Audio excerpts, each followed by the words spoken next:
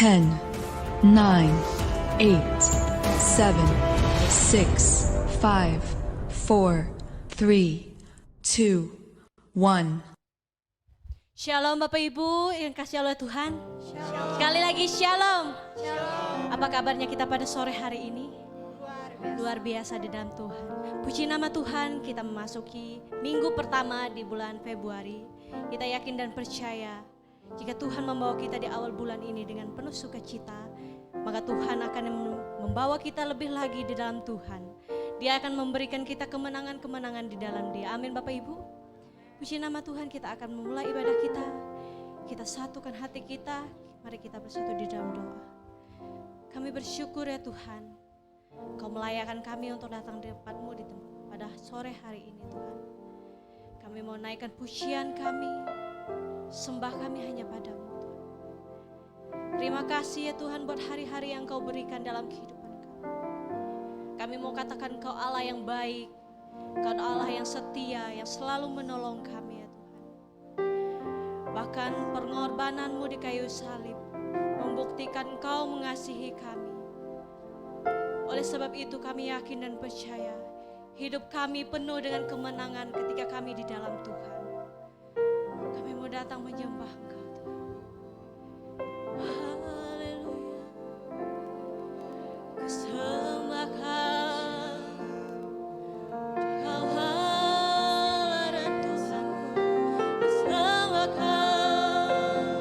kita naikkan pujian kita kepada Tuhan, sebab Dia yang memelihara kehidupan kita, melayakan kita di tempat ini untuk datang ke hadirat-Nya yang kudus.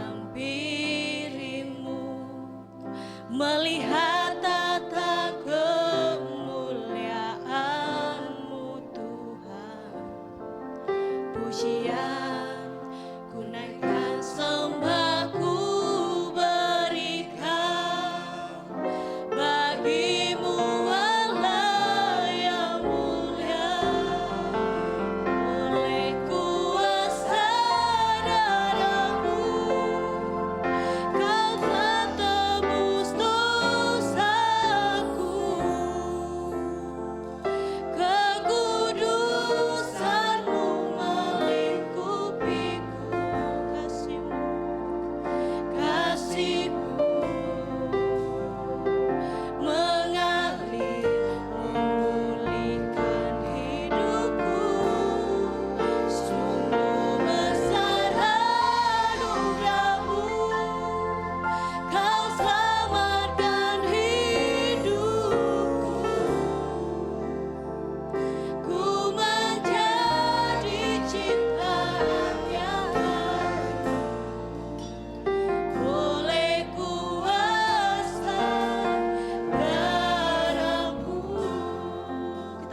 pujian ini bersama-sama.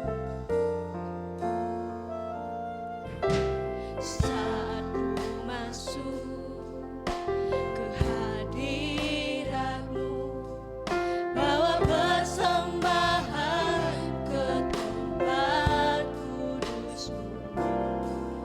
Pujian ku naikkan, sembah ku berikan bagimu Allah yang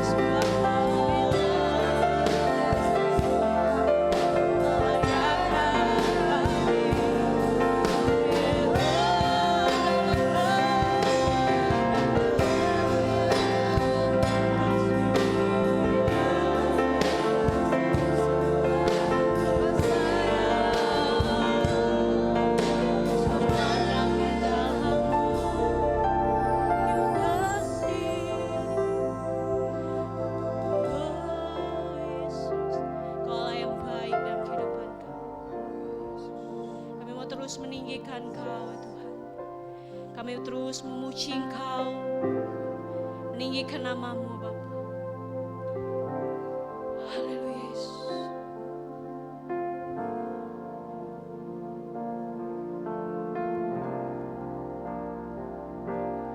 Ku mau memuji-Mu, ku selalu puji-Mu, ku mau menyembah-Mu, ku selalu sembah-Mu.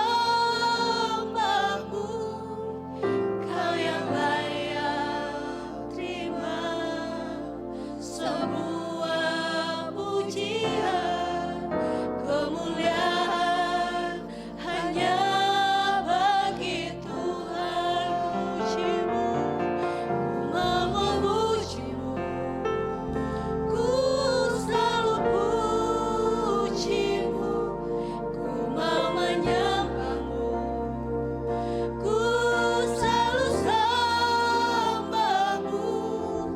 Kau yang layak terima semua pujian, kemuliaan hanya bagi Tuhan. Mari kita bangkit berdiri dan katakan,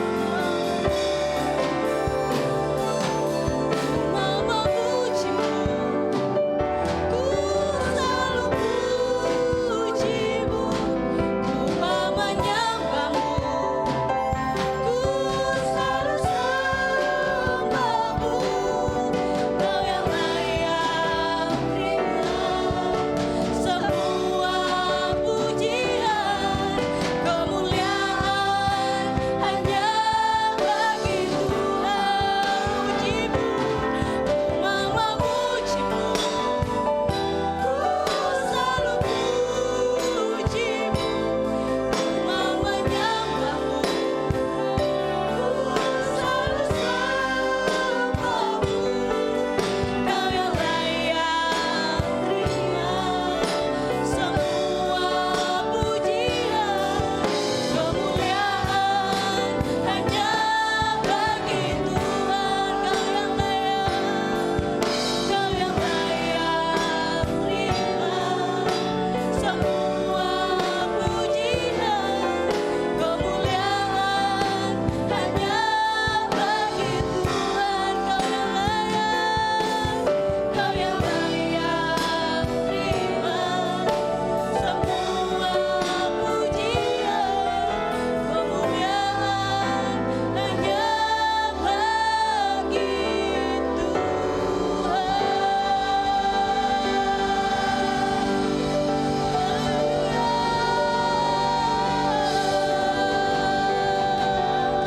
Sebab Engkau yang layak kami puji dan kami agungkan di tempat ini. Kami mau ingin memuji dan muliakan Engkau lebih lagi, mau bersorak-sorai bagimu Tuhan, yang mau memuji Tuhan dan muliakan nama Tuhan lebih lagi. Bersama-sama dengan saya katakan amin. Sekali lagi berikan kemuliaan untuk Tuhan kita. Haleluya. Bapak Ibu, kita percaya hanya ada satu nama yang sanggup membebaskan dan menolong hidup kita. Amin. Nama yang ajaib, nama yang berkuasa, yaitu nama Yesus Kristus. Oleh sebab itu kita meninggikan nama Dia, memuliakan nama Dia. Haleluya.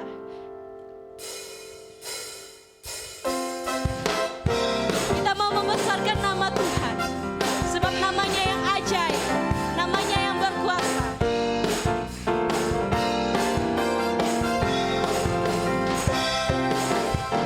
Besarkan nama Tuhan, pujilah Dia. Kemurahannya besar, tiada terkira.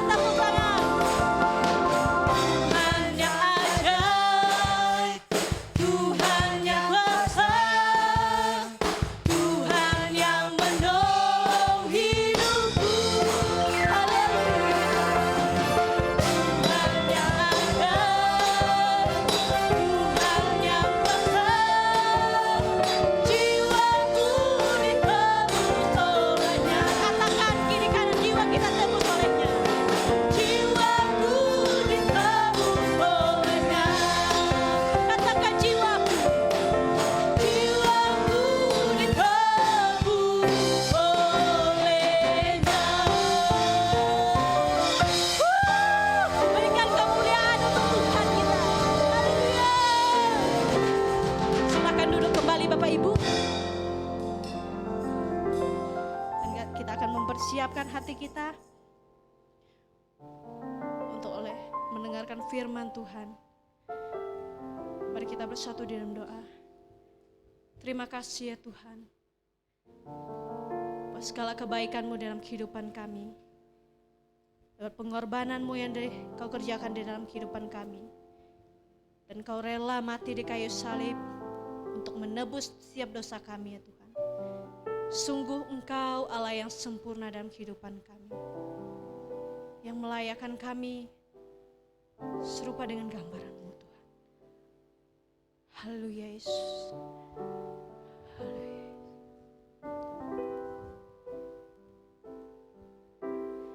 Ku hidup oleh anugerah-Mu, yang terbaik ku terima dari-Mu. Rancangan-Mu indah bagiku,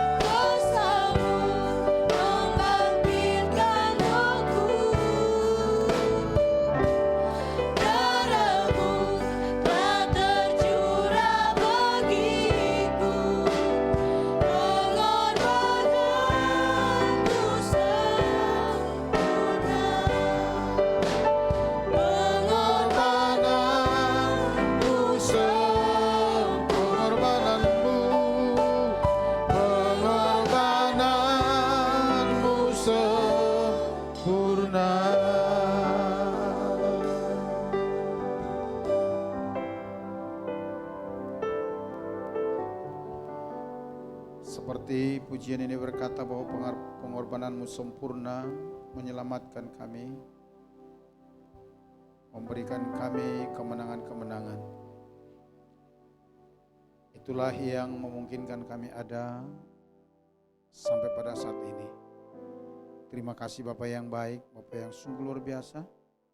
Buat segala kebaikan-Mu, Kau menuntun kami memasuki bulan Februari ini. Tahun kebangkitan dan kemenangan ini bagi kami. Kami percaya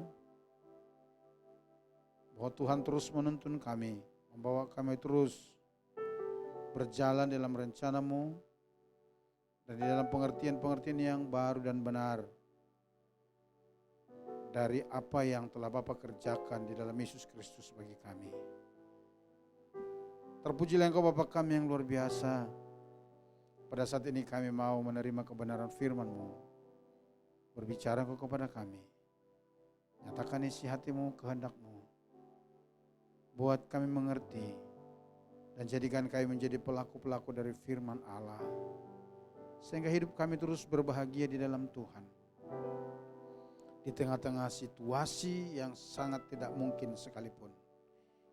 Karena kebahagiaan kami bukan datang dari dunia, tapi datang dari Allah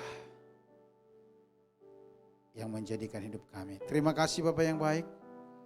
Kau urapi hamba-Mu, urapi kami semua. Di dalam nama Yesus kami mau terima firman-Mu. Haleluya, kita yang mau menerima firman sama-sama katakan amin, amin. Mari berikan tepuk tangan bagi Allah kita. Dan silakan duduk Bapak Ibu yang dikasihi Tuhan. Tuhan Yesus memberkati.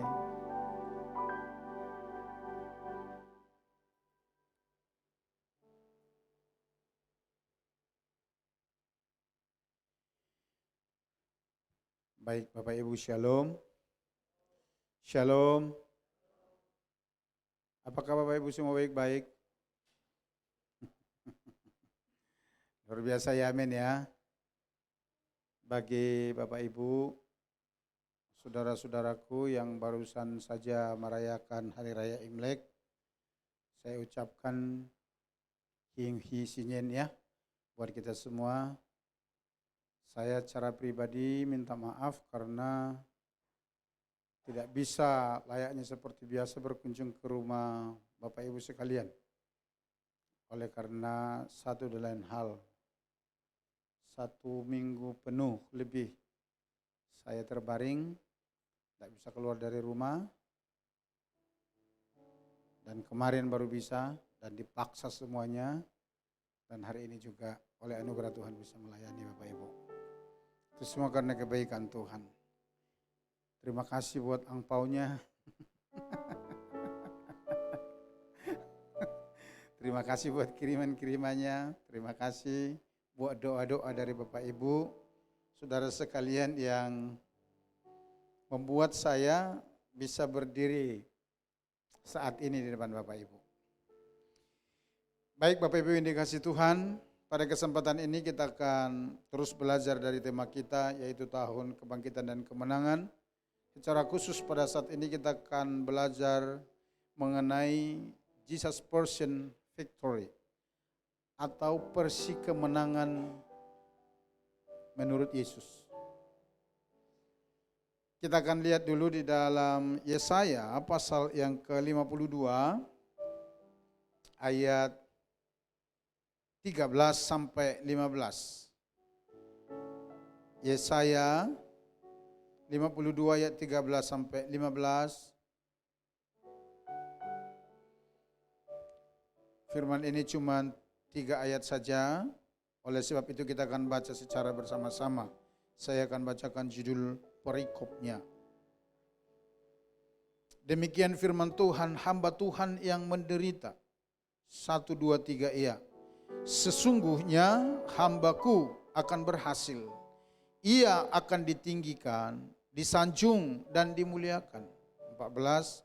Seperti banyak orang akan tertegun melihat dia, begitu buruk rupanya, bukan seperti manusia lagi, dan tampaknya bukan seperti anak manusia lagi. Ayat 15.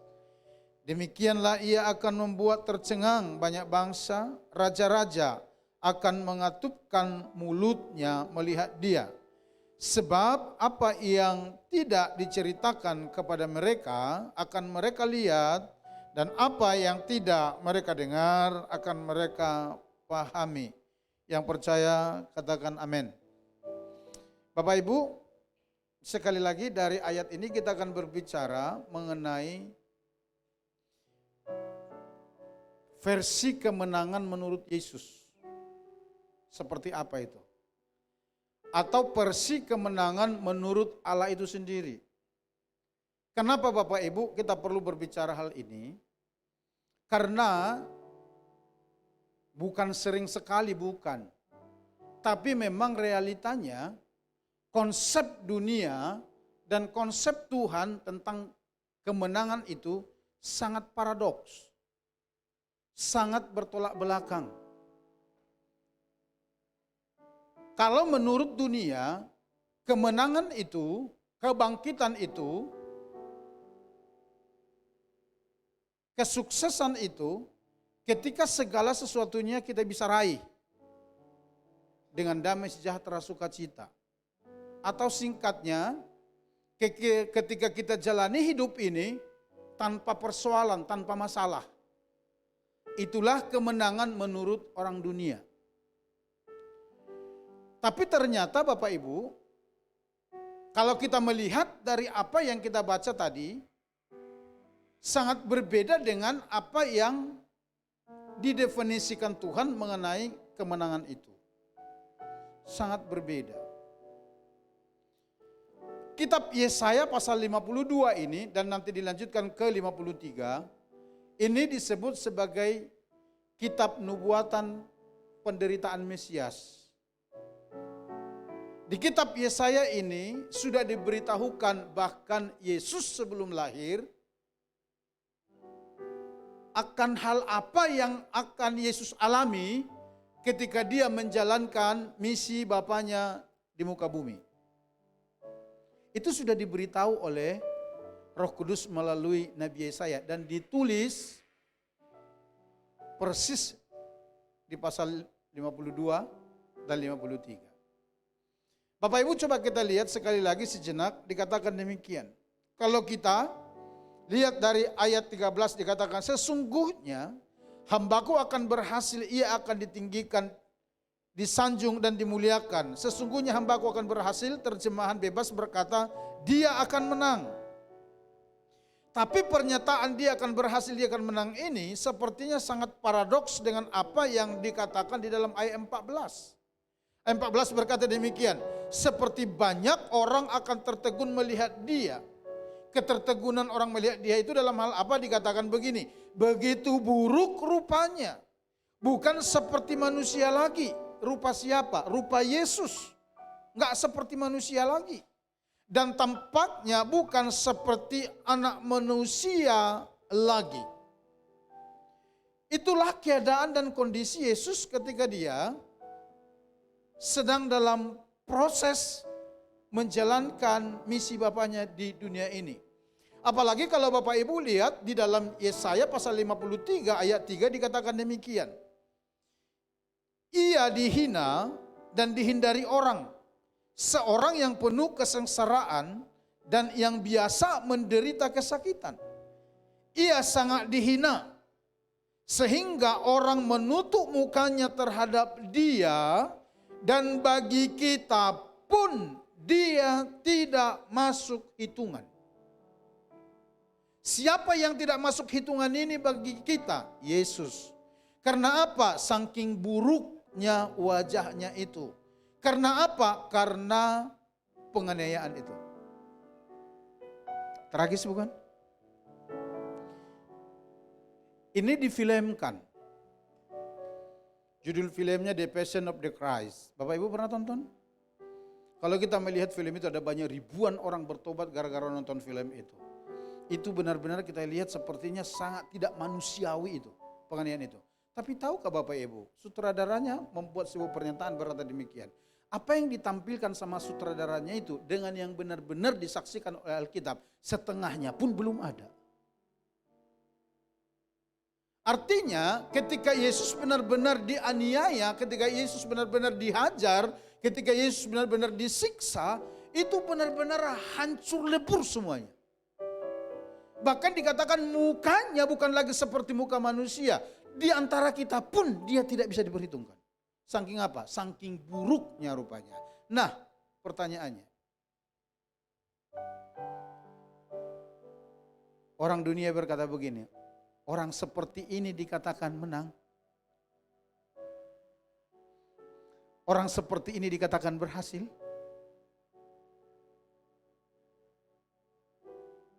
Saya punya teman, dia pernah bercerita sama saya waktu saya masih di Jakarta.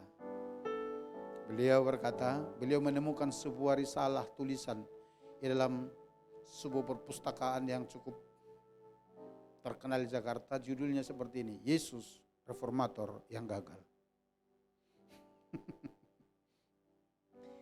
Penulis itu menguraikannya alasan-alasannya kenapa disebut Yesus Reformator yang gagal. Dia katakan salah satunya karena Yesus itu dilihat berakhir dengan tragis. Apa kemenangannya? Tidak banyak buka gereja. Bahkan dibandingkan dengan Paulus, lebih sukses Paulus daripada Yesus. Karena Yesus banyak buka jemaat-jemaat. Gitu. Ada tulisan berkata begitu. Kenapa? Karena mereka melihat konsep kemenangan itu dari hal-hal baik.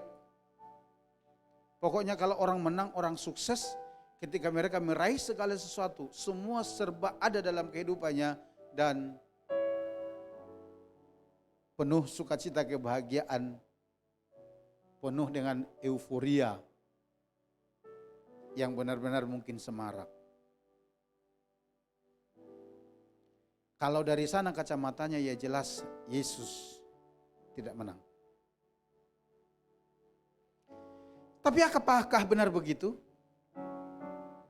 Saya mau katakan dengan pasti tidak. Karena apa?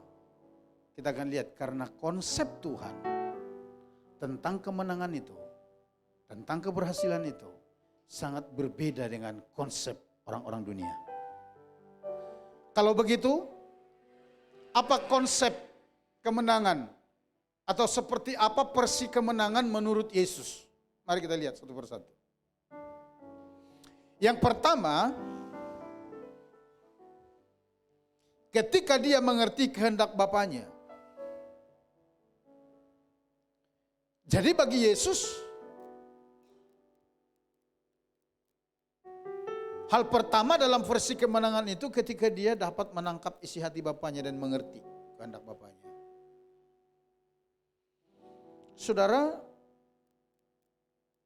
mungkin di alur cerita yang lain tapi masih di dalam konteks mengetahui kehendak Bapanya, ada sebuah kisah yang mengkisahkan kepada kita. Di mana Yesus itu sejak kecil sudah mengerti apa kehendak Bapa dalam kehidupannya. Coba kita lihat di dalam Lukas pasal 2 ayat 49 sampai 50. Lukas pasal 2 ayat 49 sampai 50 berkata demikian. Jawabnya kepada mereka, "Mengapa kamu mencari aku? Tidakkah kamu tahu bahwa aku harus berada di dalam rumah Bapakku?" Tetapi mereka tidak mengerti apa yang dikatakannya kepada mereka. Ayat yang ke-50. Tetapi mereka tidak mengerti apa yang dikatakannya kepada mereka. Siapa ini? Kedua orang tuanya. Pada saat kapan peristiwa ini terjadi? Pada waktu Yesus sedang berada di Yerusalem.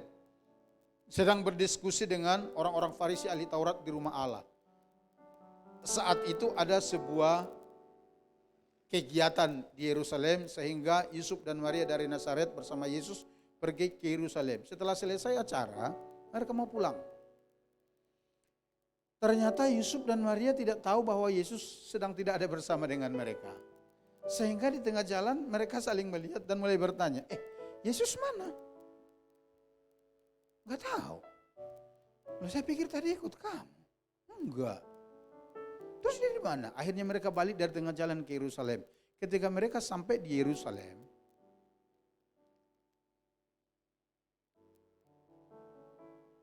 Alkitab berkata, mereka menemukan Yesus sedang berada di bait Allah dan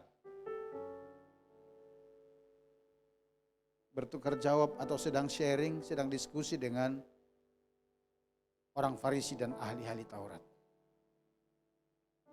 Pada saat itu, orang tuanya bertanya demikian, "Nak, kenapa engkau berbuat seperti ini? Tidakkah engkau tahu bahwa kami sedang mencari engkau?" Bapak Ibu, Yesus menjawab demikian, "Kenapa kamu mencari aku? Tidakkah kamu tahu bahwa saya harus berada di rumah Bapakku?" Bapak Ibu, dari penjelasan Yesus itu kita tangkap sebuah pesan bahwa keberadaannya dan sedang berdiskusi dengan para ahli Taurat itu tidak terjadi secara kebetulan atau menurut mau-mau dia. Tapi itu benar-benar kehendak Bapaknya atas dirinya. Jadi Bapak Ibu perhatikan, sejak dia kanak-kanak, dia sudah mengetahui apa kehendak Bapa dalam kehidupannya. Dan kalau Bapak Ibu baca di dalam kitab-kitab Injil, Yesus itu banyak sekali berkata demikian, "Apa yang aku perbuat ini tidak berasal dari diriku. Tapi aku melihat Bapa melakukannya. Apa yang aku sampaikan kepadamu tidak berasal dari diriku. Tapi aku dengar Bapa mengatakannya." Jadi semua tindakan Yesus selama di dunia ini itu benar-benar berhubungan dengan apa yang dia ketahui tentang kehendak Bapa atas dirinya. Itu sebabnya poin kedua, Bapak Ibu lihat, versi kemenangan menurut Yesus. Yang pertama, ketika dia mengetahui kehendak Bapaknya. Yang kedua, ketika dia melakukan kehendak Bapaknya itu. Itulah versi kemenangan bagi dia. Kita lanjut ke ayat yang ke-51, 52. Lukas pasal 2 tadi dikatakan demikian. Lalu ia pulang bersama-sama mereka ke Nazaret. Dan ia tetap hidup dalam asuhan mereka. Dan ibunya menyimpan semua perkara itu di dalam hatinya. Dan Yesus makin bertambah besar dan bertambah hikmatnya dan besarnya. Dan makin dikasihi oleh Allah dan manusia. Bapak Ibu perhatikan dan garis bawahi kalimat yang berkata, ia tetap hidup dalam asuhan mereka. Setelah perbincangan yang tadi, lalu Yesus mereka bawa pulang. Dan Alkitab mencatat, ia tetap hidup dalam asuhan mereka. Asuhan siapa? Orang tuanya secara semani, Maria dan Yusuf. Sampai pada waktu tertentu di mana Yesus sudah dewasa, baru dia lepas dari asuhan itu. Yesus tahu bahwa dia putra Allah yang tunggal, tahu. Dia tahu dia berasal dari sorga, tahu. Dia tahu kehendak Bapa bagi dia, tahu justru karena itu. Nah sekarang dia melakukan kehendak Bapaknya itu. Apa itu? Dia harus ada di bawah asuhan kedua orang tuanya itu sampai dia dewasa. Dia tidak berkata demikian, enak aja lu. Masa kalian tidak tahu saya berasal dari sorga? Lu siapa? Mau ngatur-ngatur? Nah, tidak. Dia tetap di dalam kerendahan hati melakukan kehendak Bapaknya yang di sorga.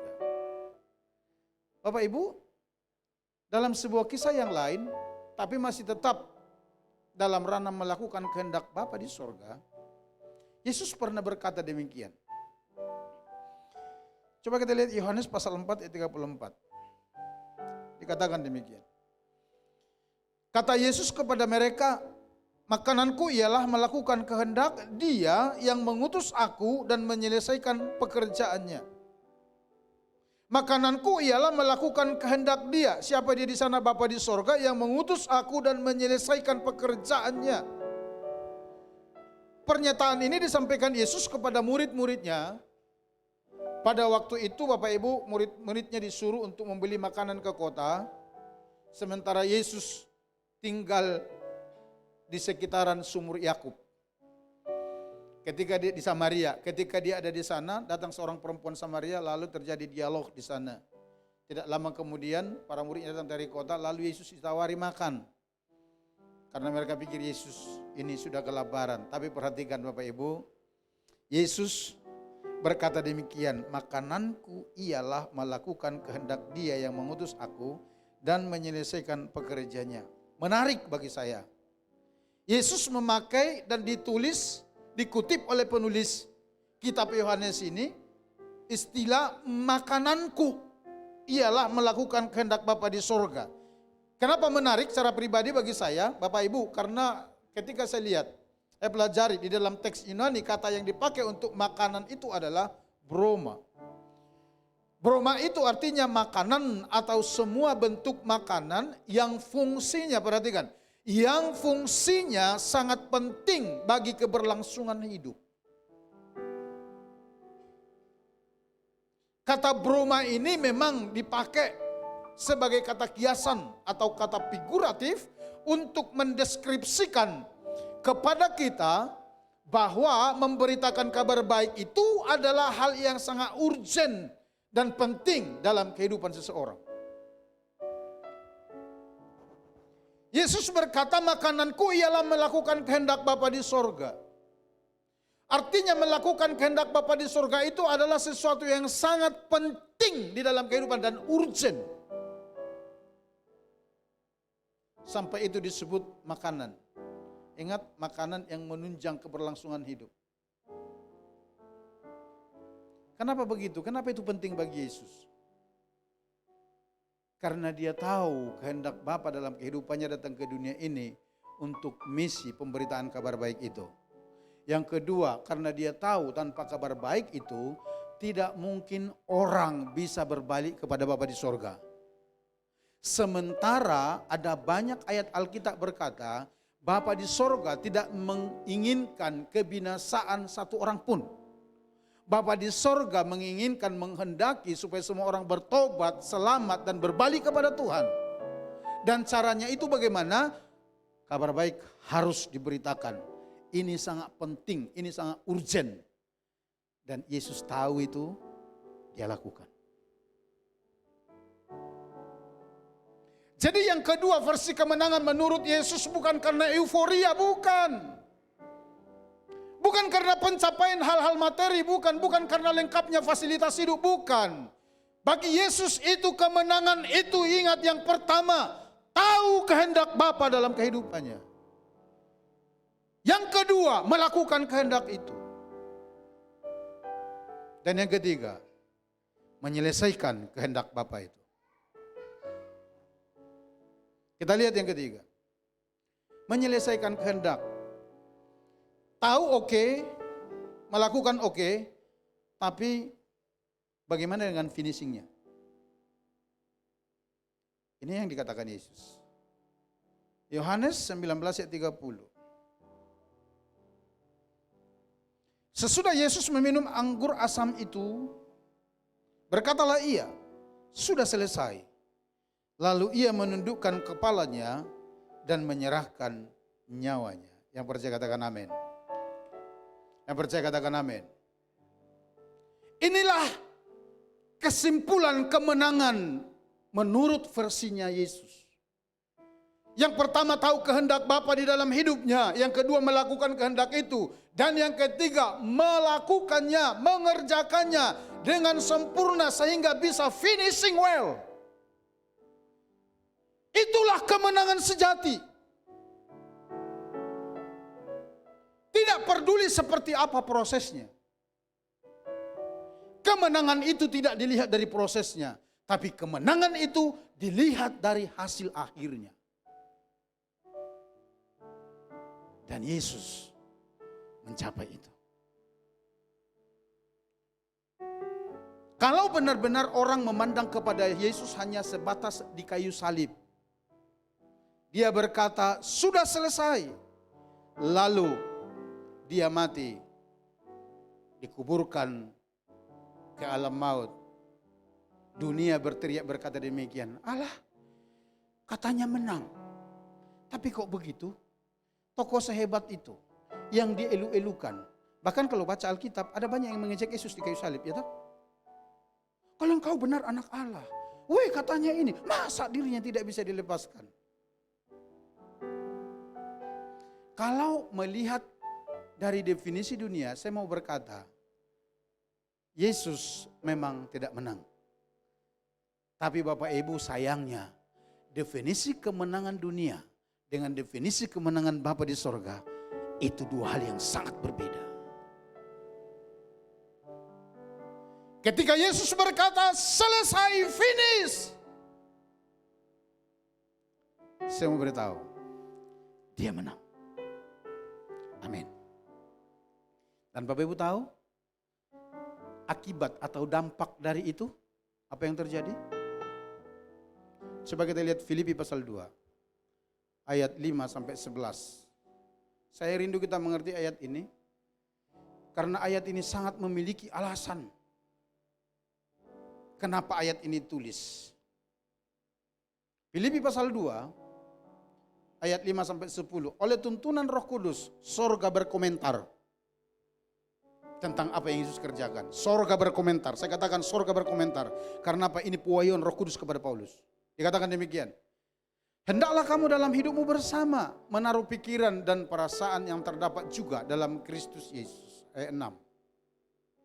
Yang walaupun dalam rupa Allah tidak menganggap kesetaraan dengan Allah itu sebagai milik yang harus dipertahankan. Perhatikan tuh.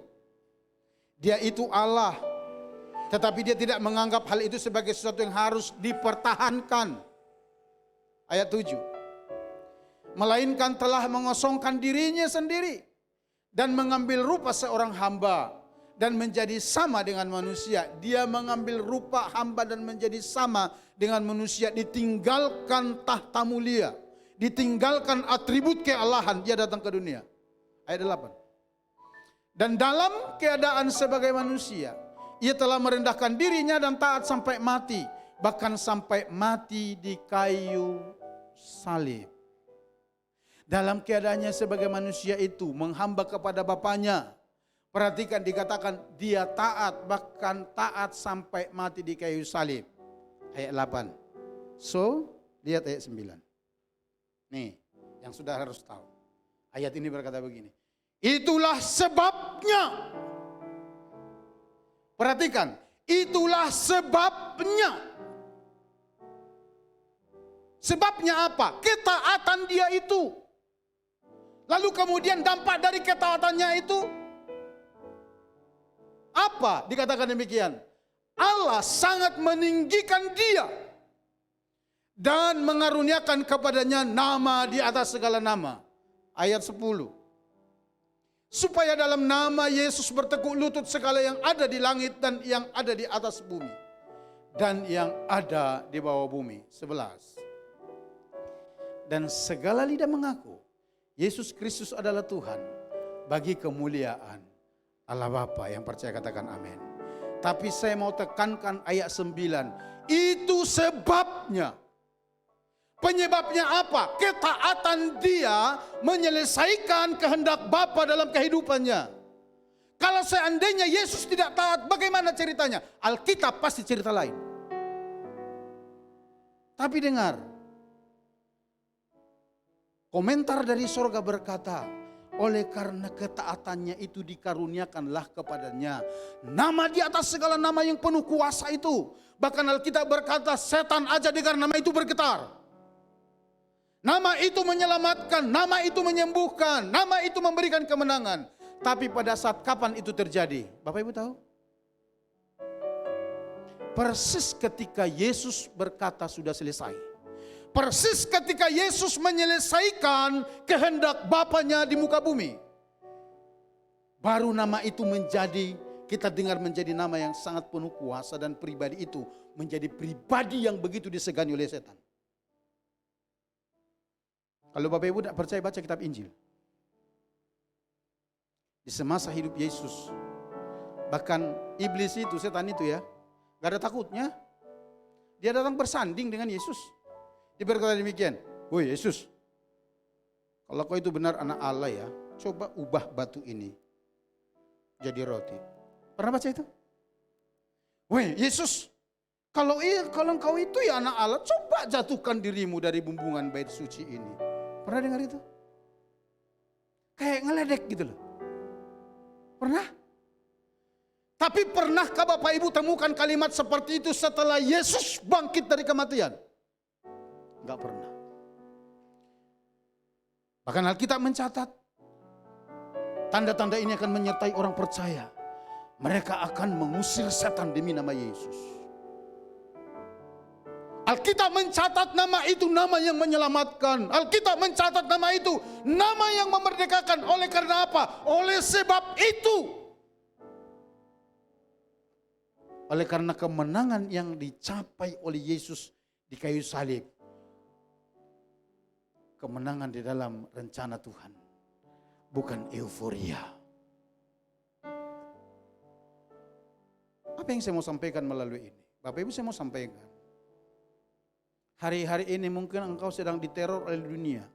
Atau mungkin saya mau katakan, iblis sedang pakai dunia meneror hidupmu. Dan berkata demikian, katanya tahun kebangkitan dan kemenangan. Tapi mana? Masih penuh pergumulan, masih banyak masalah, masih banyak trouble, masih sakit, masih berkekurangan, masih banyak hal-hal yang tidak terprediksi di sana sini yang kadang membuat dia jatuh bangun. Untuk orang-orang seperti itu katakan demikian. Lebih baik Anda berdiam diri, belajar firman Tuhan lebih baik. Karena sesungguhnya Anda tidak mengerti esensi kebenaran. Karena yang Anda omongkan itu hanya kedagingan, bukan esensi kebenaran dari Allah. Sebab kalau ukuran kemenangan itu adalah kesuksesan secara materi, seperti yang dikonsepkan oleh dunia, Bapak Ibu dengar baik. Yesaya itu akan disebut orang gagal. Paulus itu akan disebut orang kalah. Petrus itu akan disebut orang yang paling malang. Kenapa saya katakan demikian? Yesaya sebagai nabi besar itu, ketika dia mau mati, hidupnya itu digergaji. Paulus di akhir hidupnya, cara matinya kepalanya digorok, dipenggal. Rasul Petrus di akhir hidupnya, dia disalibkan, kepalanya ke bawah. Polikarpus, murid Yohanes itu, mengakhiri hidupnya di penggorengan. Di mana letak kemenangannya? Tapi dengar baik, apakah benar orang itu orang-orang yang kalah? No. Mereka itu adalah pemenang sejati di dalam Tuhan. Yang mengerti dan percaya katakan amin. Berikan tepuk tangan bagi Allah kita. Inilah kemenangan yang Tuhan maksud. Inilah kemenangan versi Tuhan dalam kehidupan kita. Tuhan mau kita menang dalam perkara ini. Nanti hal-hal dunia itu mengikuti. Jadi sekali lagi kalau ada orang berkata kepadamu begini, Allah katanya percaya Tuhan tapi sakitnya belum sembuh-sembuh. Dengar baik, katakan demikian. Lebih baik Anda berdiam diri, Anda tidak tahu apa-apa tentang kebenaran. Lebih baik ngomong begitu. Kenapa demikian? Elisa itu pernah membangkitkan orang mati, bahkan mayat menyentuh tulang-tulang Elisa hidup. Tapi akhirnya dia mati enggak? Matinya karena sakit lagi. Petrus yang pernah membangkitkan orang mati, namanya Dorcas. Pada akhirnya Petrus mati enggak? Mati? Rasul Paulus pernah membangkitkan orang, menghidupkan orang. Pada akhirnya dia mati?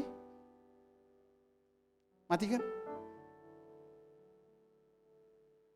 Ada banyak yang diceritakan Alkitab seperti itu. Itu sebabnya sekali lagi,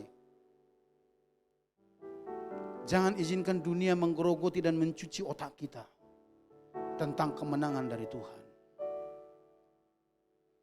Karena semuanya itu akan melemahkan imanmu, menaruh kecurigaan dalam hatimu terhadap firman Allah, sehingga engkau tidak beriman kepada Tuhan. Kemenangan sejati yang dari Tuhan itu, ketika kita tahu kehendak Tuhan dalam kehidupan kita, melakukannya dan menyelesaikannya dengan baik, itulah kemenangan sejati. Tidak peduli seperti apa prosesnya. Prosesnya itu bermacam-macam. Ada orang melaluinya dengan penuh pergumulan. Tapi ada orang mungkin yang dengan sukacita, no problem. Tapi lihat hasil akhirnya.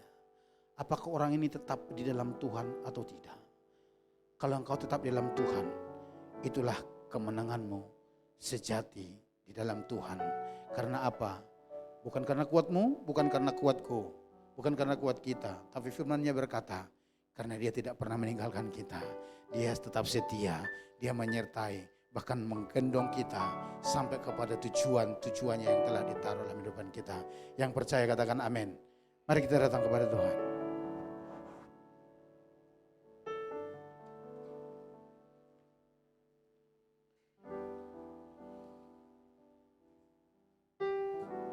Mari kita katakan pujian ini kepada Tuhan. Bapak terima kasih, kami bersyukur buat firman-Mu malam hari ini. Kau mengajari kami tentang kemenangan yang hakiki. Kau mengajari kami tentang definisi kemenangan versi Tuhan, bukan versi kami. Dan terima kasih Bapak yang Kau mencerahi pikiran hati kami. Dan buatlah hidup kami terus sejalan dengan Bapa di surga. Buat kami lebih memahami lagi.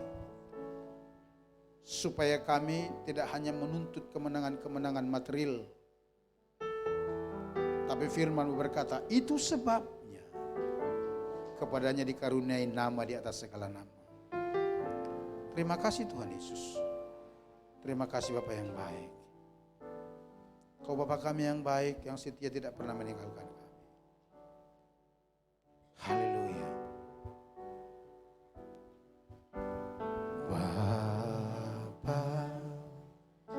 Kau setia,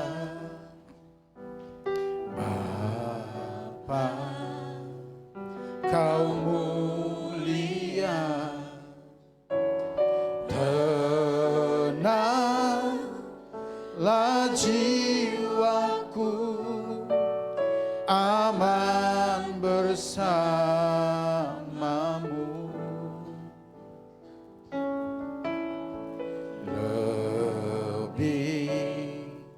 Dari harta Kaulah segalanya, tenanglah jiwaku dalam hadirat-Mu. Katakan segenap hati. Kau tunjukkan kasih setiamu, Kau menyediakan yang ku perlu. Kau setia, Kau mulia, dulu, sekarang, dan selamanya.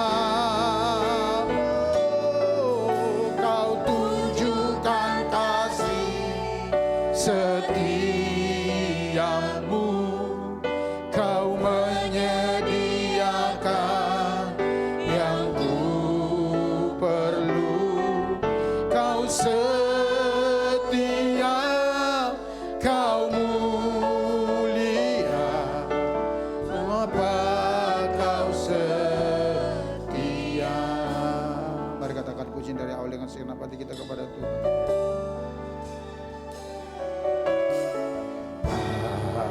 Bapa, Kau setia, Bapa, Kau mulia, tenanglah jiwaku, aman bersamamu.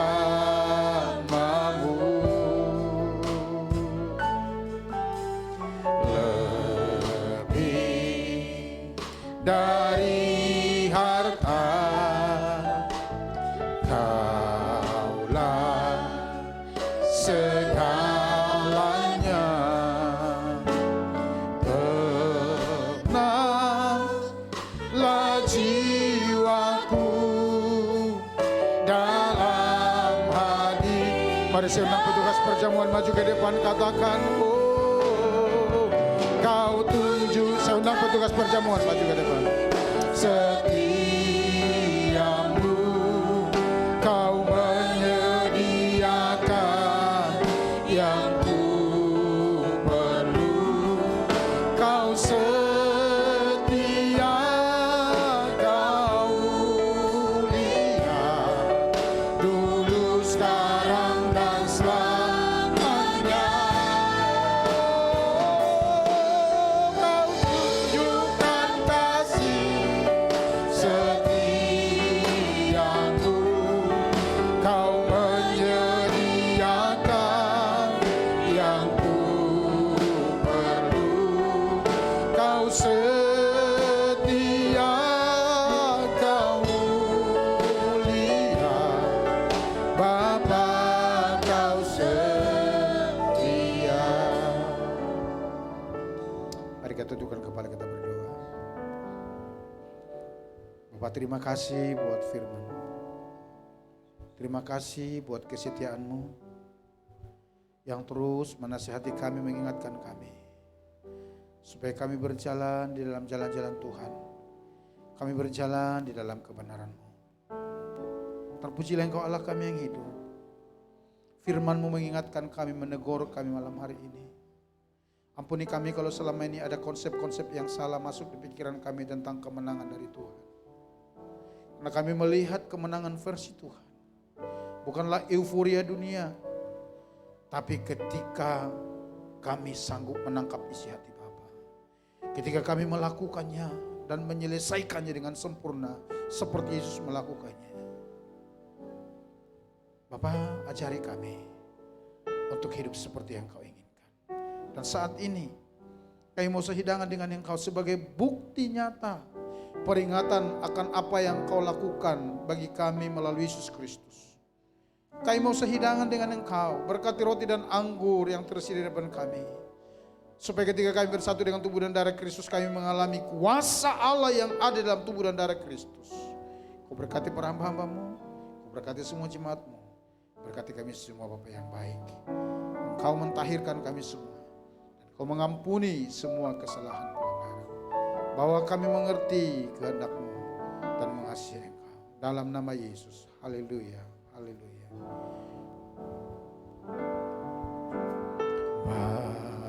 Bapa, Kau setia. Bapa, Kau mulia. Tenanglah jiwaku, aman bersamamu. Oh, lebih dari harta, Kaulah segalanya. Tenanglah jiwaku dalam hadirat-Mu. Tunjukkan kasih setiamu, Kau menyediakan yang ku perlu. Kau setia, Kau mulia, dulu, sekarang, dan selamanya.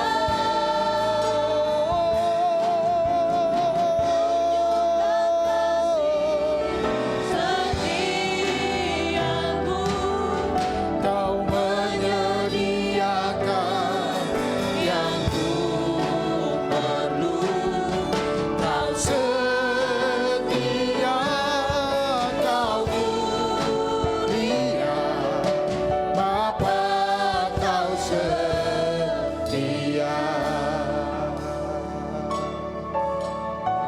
Dengan segenap hati katakan pujian dari awal. Bapa, Kau setia.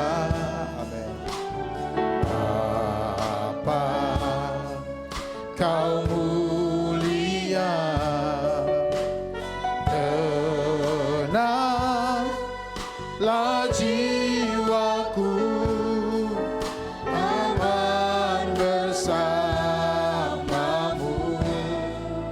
Oh, lebih dari harta,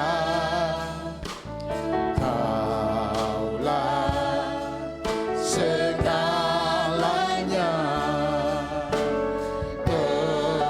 Tenanglah jiwaku dalam. Mari kita bangkit berdiri yang sudah mendapatkan perjamuan. Katakan, Kau tunjukkan kasih setiamu, Kau menyediakan yang ku perlu. Kau setia, Kau mulia, dulu, sekarang, dan selamanya. Oh, Kau tunjukkan kasih setiamu, Kau menyediakan yang ku perlu. Kau setia, Kau mulia, Bapa, Kau setia, Kau setia, Kau mulia, Bapa, Kau setia, Kau setia, Kau setia, Kau setia, Kau setia, Kau setia, Kau mulia.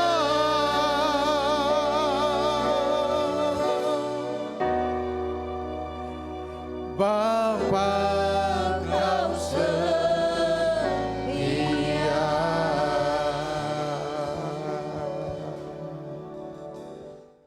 Mari kita angkat roti di tangan kanan kita, di atas kepala kita. Dengarkanlah firman ini. Sebab apa yang telah kuteruskan kepadamu telah aku terima dari Tuhan, yaitu bahwa Tuhan Yesus pada malam waktu ia diserahkan mengambil roti, dan sesudah itu ia mengucap syukur atasnya. Ia memecah-mecahkannya dan berkata,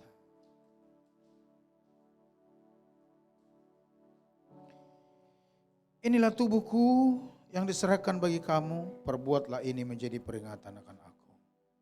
Saudaraku yang dikasihi Yesus Kristus, bukankah roti yang atasnya kita mengucap syukur pada saat ini adalah merupakan persekutuan dengan tubuh Kristus?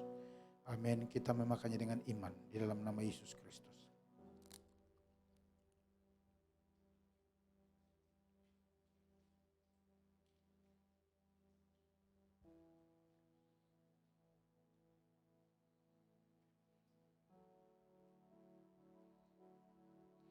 Mari kita angkat cawan di tangan kanan kita, di atas kepala kita. Demikian juga ia mengambil cawan sesudah makan lalu berkata, cawan ini adalah perjanjian baru yang dimateraikan oleh darahku. Perbuatlah ini setiap kali kamu meminumnya menjadi peringatan akan aku. Sebab setiap kali kamu makan roti ini dan minum cawan ini, kamu memberitakan kematian Tuhan sampai ia datang. Saudaraku yang ditebus oleh darah Yesus Kristus, bukankah cawan yang atasnya kita mengucap syukur pada saat ini adalah merupakan persekutuan dengan darah Kristus? Amin. Kita meminumnya dengan iman dalam nama Yesus Kristus.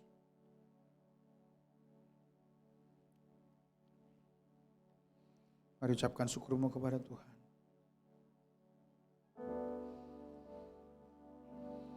Terima kasih Tuhan.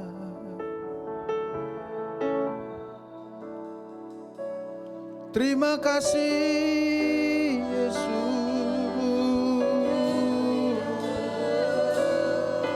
kami bersyukur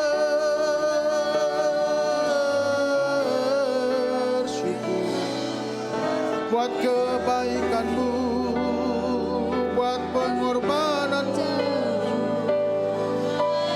Haleluya.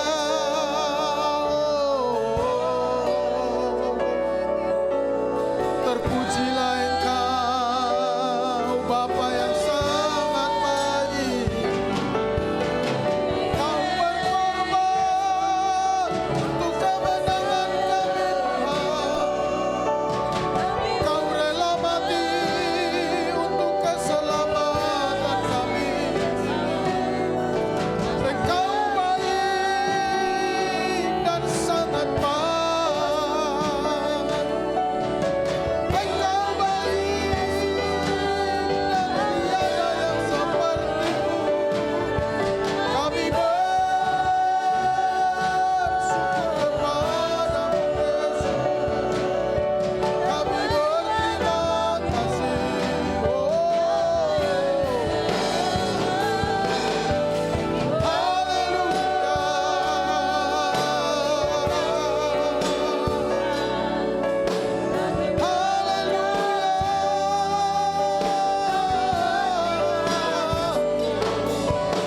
Terima kasih Tuhan, terima kasih. Glory bagi-Mu Bapa, glory bagi-Mu Yesus. Terpuji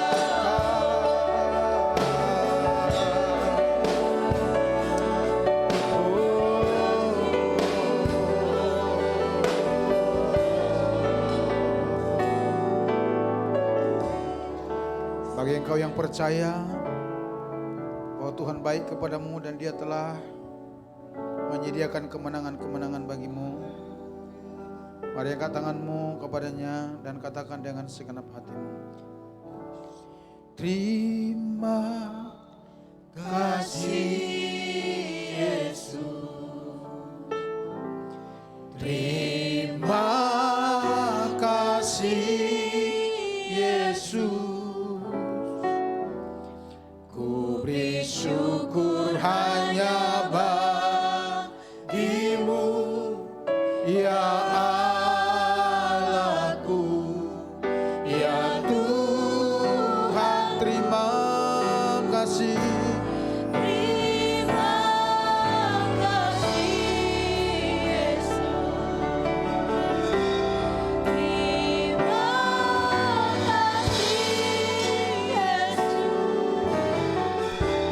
Ku beri syukur hanya bagi-Mu. Terima kasih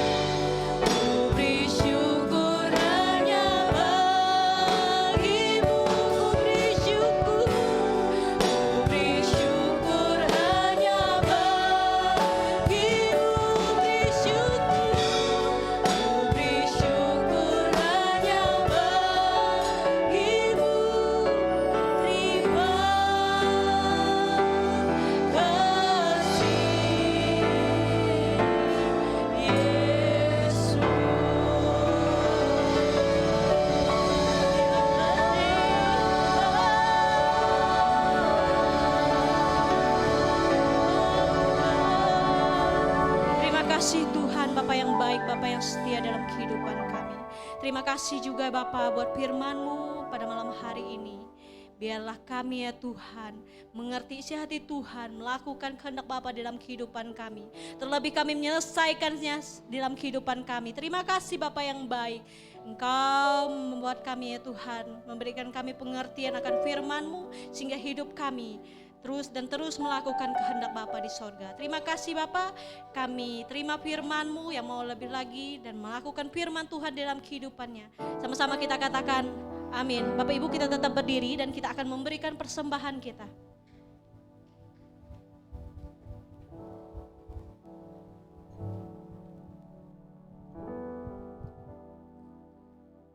Ya, kita akan memberikan persembahan kita. Kita bersatu dalam doa. Tuhan Yesus, kami percaya kepada firman-Mu yang berkata, orang yang menabur sedikit akan menuai sedikit juga, dan orang yang menabur banyak akan menuai banyak juga. Berilah dan kamu akan diberi suatu takaran yang baik, yang dipadatkan, yang digoncang, dan yang tumpah keluar akan dicurahkan ke dalam riba. Sebab ukuran yang kamu pakai untuk mengukur akan diukurkan kepadamu. Pada saat ini kami datang dan bawa persembahan kami kepadamu.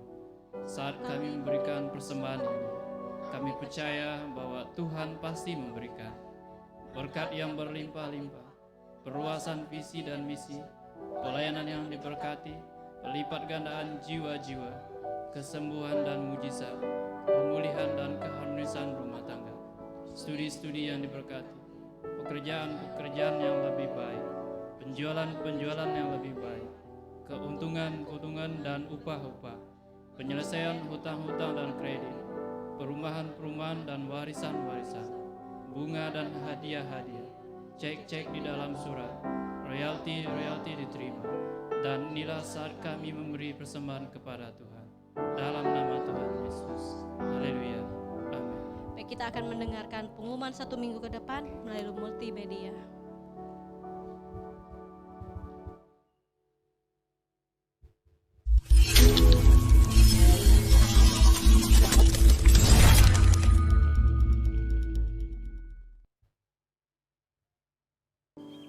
Shalom jemaat Tuhan, jumpa lagi bersama saya. Di sini saya akan menyampaikan pengumuman atau warta sepekan ke depan. Pada hari Rabu akan diadakan doa bersama pada pukul 18.30 WIB sampai dengan selesai, bertempat di GB Putus Ibau. Untuk hari Kamis akan diadakan latihan musik pada pukul 18.30 WIB sampai dengan selesai, bertempat di GB Putus Ibau. Untuk hari Jumat akan diadakan komsel, diantaranya Komsel Dwiner, Komsel DM, Komsel Laskar Kristus, dan Komsel Erapa. Komsel-komsel ini akan diadakan pada pukul 18.30 WIB sampai dengan selesai. Jangan lewatkan ibadah gabungan GC Youth dan DM pada pukul 18.30 WIB sampai dengan selesai, bertempat di GB Putus Ibau.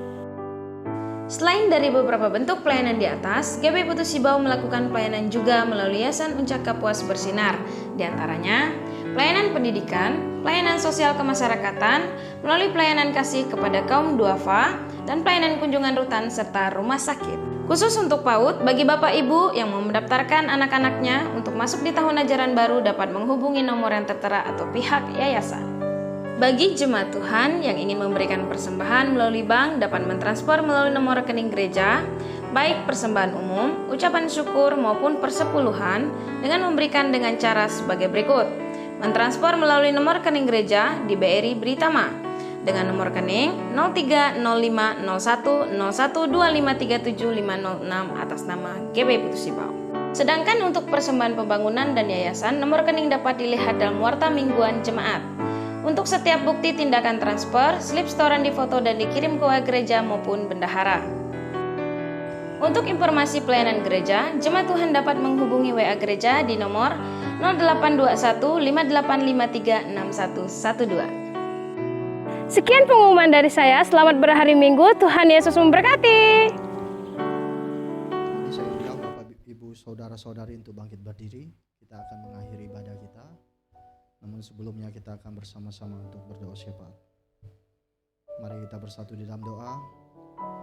Bapa di dalam sorga, di dalam nama Putra-Mu yang tunggal Tuhan Yesus Kristus, Allah kami yang hidup, Allah kami yang sungguh-sungguh luar biasa, menjadikan langit dan bumi, memberikan kami kehidupan.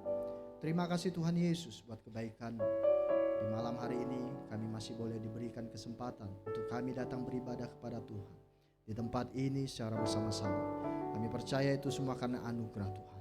Terima kasih Tuhan buat firman-Mu yang selalu menguatkan kami, mengingatkan kami kembali betapa kami harus mencontohi Tuhan, betapa kami harus mengerti, memaknai akan kemenangan versi Tuhan Yesus. Karena kami tahu Bapa, Engkaulah Allah kami yang hidup, Engkaulah juru selamat dalam setiap kehidupan kami. Oleh sebab itu kami harus mencontohi Tuhan.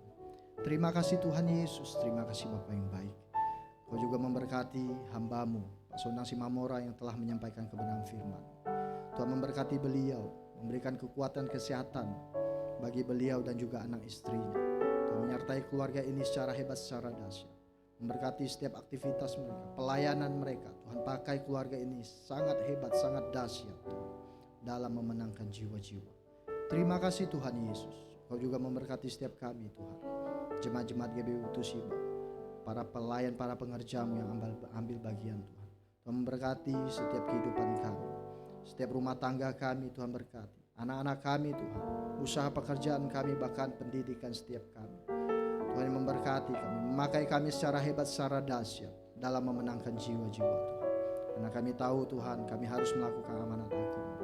Oleh sebab itu Tuhan, pakailah kami sesuai dengan kehendak-Mu. Terima kasih Tuhan Yesus, ampuni setiap dosa dan pelanggaran kami. Ampuni setiap dosa-dosa kami Tuhan. Kasihanilah kami orang-orang berdosa. Kudus sucikan hidup kami dan lahirkanlah kami untuk dapat bersama-sama dengan Engkau di dalam kerajaan surga. Tuhan Yesus, pada saat ini kami ingin berdoa untuk bangsa dan negara kami. Kami bawa bangsa Indonesia ini ke dalam tangan-Mu. Kami percaya Bapa, Engkau Allah yang sangat mengasihi bangsa kami. Kau menetapkan rancangan yang terbaik bagi bangsa ini. Kau memberkati pemerintahan yang ada, presiden, wakil presiden, para jajaran di pusat, para pejabat di pusat sampai dengan tingkat daerah. Tuhan memberkati, memakai mereka secara hebat, secara dahsyat untuk membuat suatu kebijakan, menetapkan undang-undang yang baik bagi negara ini. Terima kasih Tuhan Yesus, terima kasih Bapa yang baik. Kau juga memberkati kabupaten kami Kapuas Hulu Tuhan. Kami menyerahkan ke dalam tangan-Mu Tuhan. Biarlah Kapuas Hulu penuh kemuliaan Tuhan. Biarlah kami masyarakat Kapuas Hulu bersama-sama dengan pemerintahan yang ada di Kapuas Hulu bersatu hati Tuhan untuk melaksanakan apa yang telah Tuhan tetapkan melalui kebijakan-kebijakan yang ada di kabupaten ini. Terima kasih Tuhan Yesus. Kau juga memberkati gereja-gereja Tuhan yang ada di Kapuas Hulu. Tuhan pakai secara luar biasa dalam memberitakan Injil, memberitakan kabar baik bagi seluruh umat, supaya banyak jiwa-jiwa boleh mengenal Yesus dan menjadi percaya. Terima kasih Tuhan Yesus, terima kasih Bapa yang baik. Dan sebentar lagi Tuhan, kami akan pulang ke rumah kami masing-masing. Namun sebelumnya kami akan menerima berkat Tuhan.